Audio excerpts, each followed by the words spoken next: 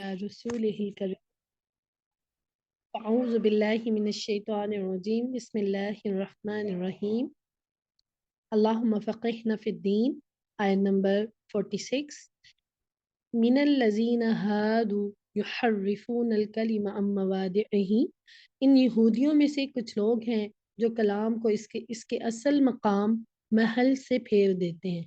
کیا کرتے تھے جو یہود تھے نا، وہ اللہ تعالیٰ کا جو تورات تھی نا، انہوں نے اس کو اس کی اصل جگہ سے نا مثلا کیا کیا تھا، پھیر دیا تھا۔ تو وہ کیا کہتے تھے، یقولون، وہ کہتے تھے سمعنا، سنا ہم نے، وعصینا، اور ہم نے مانا نہیں، سن لیا ہم نے لیکن نافرمانی کی ہم نے۔ تو صحابہ کیا کہتے تھے، سمعنا وعطانا کہتے تھے، اسی لیے تو اللہ تعالیٰ ان سے راضی ہو گیا نا، اسی لیے تو ان کو لقب مل گیا نا۔ کیا لقب ملا ان کو؟ یہ لقب ملا رضی اللہ عنہم ورضوا عنہ، اللہ ان سے راضی ہو گیا، وہ اللہ سے راضی ہو گئے، کیونکہ انہوں نے سمینا و اطاعنا کہا۔ تو آج ہم بھی تو دیکھیں کہ میں نے زندگی میں 5 سپارے ماشاءاللہ جان لیے۔ سورۃ البقرہ قرآن کی سب سے بڑی سورت، پھر سورۃ آل عمران، اب سورۃ النساء ہم پڑھ رہے ہیں۔ تو میں نے کتنی اللہ تعالیٰ کے احکامات پہ سمینا و اطاعنا کیا، یا سن تو لیا، کلاس میں تو میں آ جاتی ہوں، لیکن جب عمل کی باری آتی ہے اس ٹائم میں آسینا کرتی ہوں کہ وہ اطاعنا کرتی ہوں نا۔ میں نے بھی تو اپنی زندگی میں دیکھنا ہے نا۔ تو یہودیوں نے کیا کیا، وہ کہتے ہیں ہم نے سنا اور ہم نے مانا۔ یہود اپنی زبانوں کو توڑ مروڑ کر الفاظ کا کچھ بنا دیتے تھے۔ رسول اللہ صلی اللہ علیہ وسلم کی خدمت میں حاضر ہوتے تو احکام الہی سن کر کہتے سمینا و عصینا، بظاہر وہ اہل ایمان کی طرح سمینا و اطاعنا کہہ رہے ہوتے، لیکن زبان کو مروڑ کر حقیقت میں سمینا و عصینا کہتے۔ لیکن اللہ تو ایسا رب ہے کہ وہ تو سینے میں چھپی باتوں کو بھی جانتا ہے۔ تو اللہ تعالیٰ نے ان کی اس بات کو قرآن کا حصہ بنا دیا۔ اور دوسرا ان کا کیا تھا، وَاسْمَعْ غَيْرَ مُسْمَعٍ، کہتے سنیے نہ سنا جائے۔ وہ حضور صلی اللہ علیہ وسلم کی مجلس میں آپ صلی اللہ علیہ وسلم کو مخاطب کر کے کہتے کہ ذرا ہماری بات سنیے، ساتھ ہی چپکے سے کہہ دیتے آپ سے سنا نہ جائے، ہمیں آپ کو سنانا مطلوب نہیں۔ اسی طرح وہ شان رسالت میں گستاخی کے مرتکب ہوئے۔ مثلا وہ اللہ کے نبی کی محفلوں میں نا خلل پیدا کرتے تھے کہ اللہ کے نبی کی بات کو نا پھر توجہ سے نہ سنیں نا، تاکہ اگر توجہ سے سنیں گے تو پھر ان کے دل بدل جائیں گے۔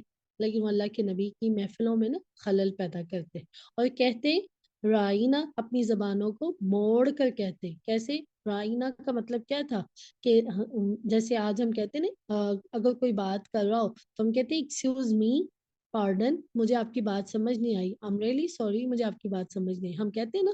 تو اسی طرح یہ جو تھا، یہ ورڈ اس وقت کہا جاتا تھا کہ جب اللہ کے نبی کوئی بات بتا رہے ہوتے تھے نا تو وہ رائنا کہتے تھے کہ ہمیں آپ کی بات کی بیسکلی سمجھ نہیں آئی۔ تو وہ کیا کہہ دیتے، اس ورڈ کو لمبا کر دیتے، رائنا کر دیتے، چڑواہا بنا دیتے۔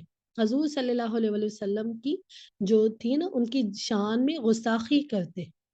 تو اور کیا کرتے، کیا کہتے، اے ہمارے چرواہے، اللہ کے نبی کو کہتے وَطَعْنًا فِي الدِّينِ، اور دین میں طعن کرنے کے لیے۔ یہود اپنی زبانوں کو توڑ مروڑ کر ایسے کلمات کہتے، پھر دین میں یہ عیب لگاتے کہ اگر یہ شخص واقعی نبی ہوتا تو ان کا فریب ان پر ظاہر ہو جاتا۔ اللہ تعالیٰ نے ان کے فریب کو ان پر ظاہر کر دیا۔ اللہ تعالیٰ نے تو قرآن میں بتا دیا نا، تو واقعی یہ سچا نبی ہے نا۔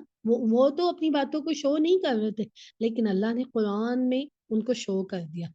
تو دیکھیں آگے اگلی آیت کو دیکھیں، اللہ تعالیٰ کیا کہہ رہے، وَلَوْ أَنَّهُمْ، اگر وہ کہتے، یا کاش، لو کا مطلب ہوتا ہے کاش یا اگر وہ یہ کہتے ہم نے سنا، وَأَطَعْنَا، اور ہم نے اطاعت کی، اور آپ ہماری بات سن لیجئے اور ہمیں ذرا مہلت دے دیجئے، تو یہ ان کے حق میں کہیں بہتر ہوتا اور بہت درست اور سیدھی بات ہوتی۔